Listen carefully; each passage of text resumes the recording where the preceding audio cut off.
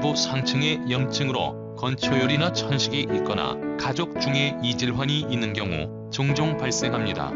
아토피 피부염은 매우 흔하며 특히 알레르기를 발생시키는 경향이 있는 사람들과 선진국 사람들 사이에서 많이 나타납니다. 유아의 경우 얼굴, 두피, 손, 발 또는 다리에 붉은색의 진물이 나며 각지가 앉은 발진이 나타나는 경향이 있습니다.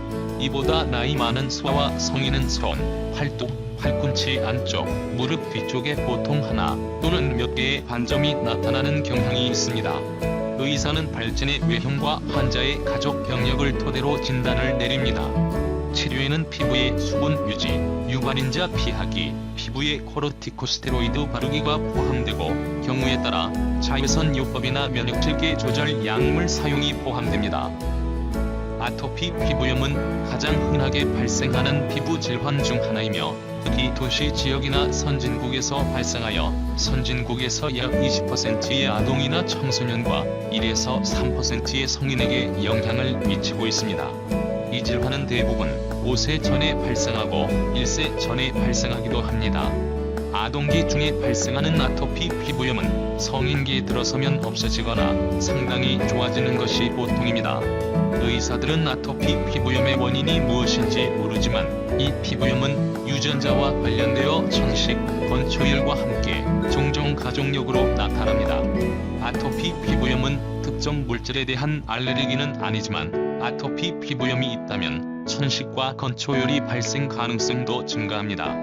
아토피 피부염은 전염성이 없습니다.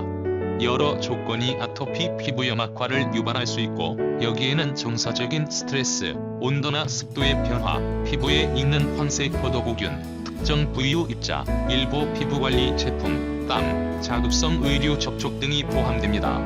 일부 유아에게서는 음식물 알레르기가 아토피 피부염을 유발하는 경우도 있습니다. 증상: 아토피 피부염은 대개 영아기에 시작됩니다. 초기 단계에는 붉고 진물이 나오며 각지가 있는 부위가 나타나고 간혹 물집이 생기기도 합니다. 2단계는 1에서 2개월간 지속됩니다.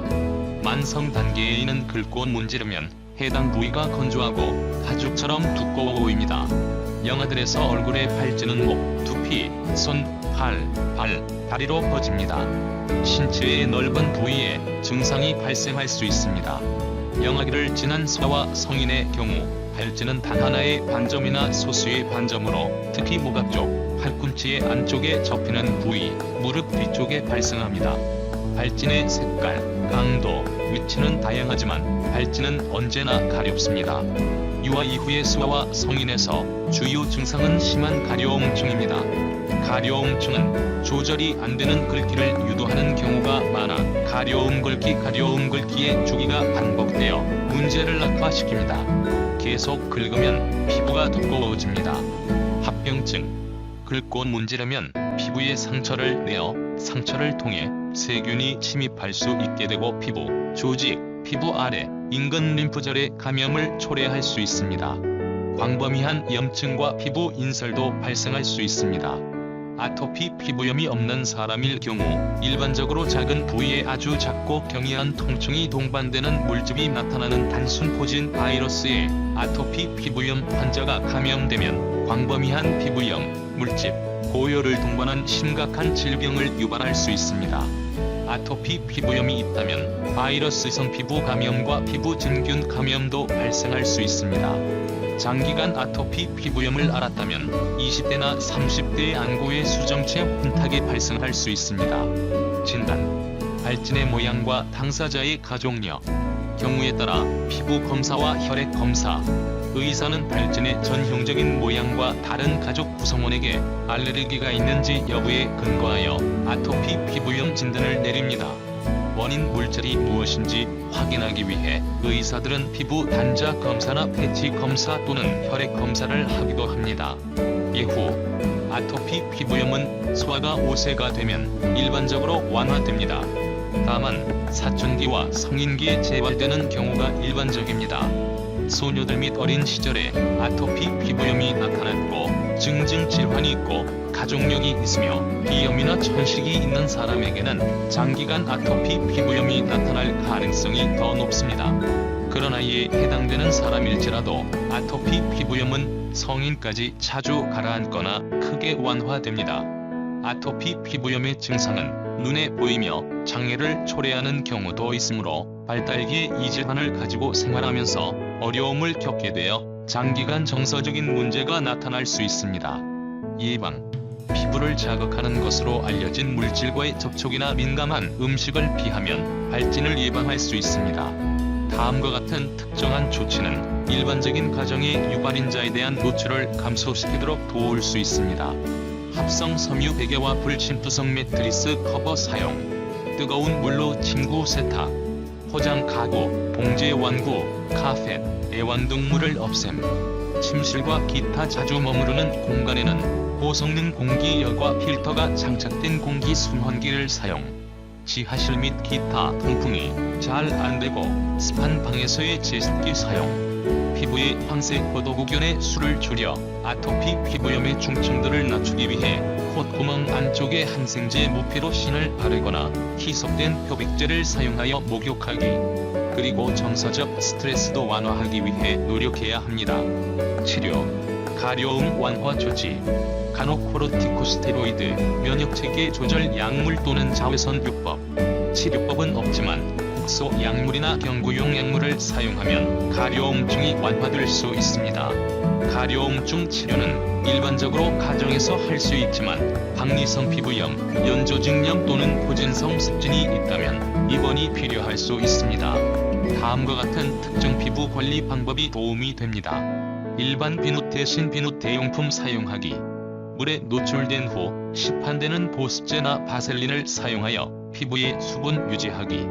보습제는 목욕 직후 피부에 물기가 남아있을 때 바르기. 목욕은 하루에 한 번만 하기. 콜로이드 오토밀을 추가하여 희석된 물로 목욕하기. 목욕 후 피부를 문지르지 않고 꾹꾹 누르거나 가볍게 두드려 말리기. 부모는 글귀를 최소화해 감염 위험성을 감소시킬 수 있도록 아이의 손톱을 깎아주어야 합니다. 피부 감염 발생 시 항생제는 경구로 투여하거나 피부에 바르거나 이 두 방법이 모두 사용될 수 있습니다.